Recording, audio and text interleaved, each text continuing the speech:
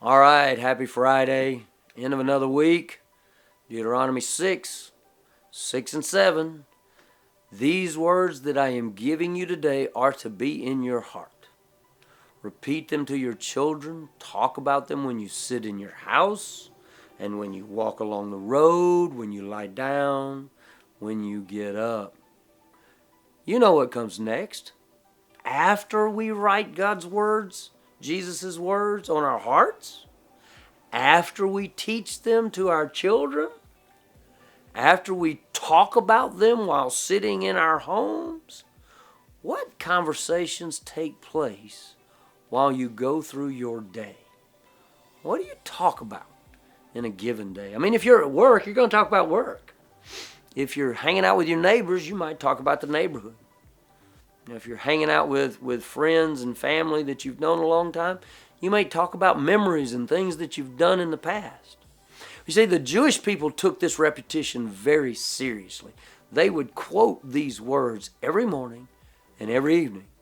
They taught their family to quote these words daily, repeating them in the morning and in the evening. Walking along the road, what does it mean? As we journey through life, let's talk about God's Word. Let's talk about Jesus' words. Let's talk about what God expects of us, what God expects in us. Then it says, talk about them when you're rising and when you're lying down. That pretty much encompasses the day, right? When we get up in the morning, let's talk about God's Word. When we lie down at night, let's talk about God's Word.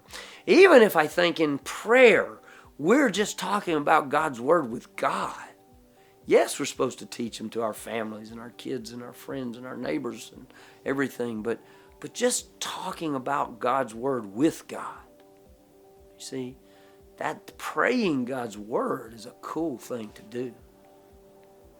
And then we look for opportunities to talk Bible, talk what we learn, talk what we know.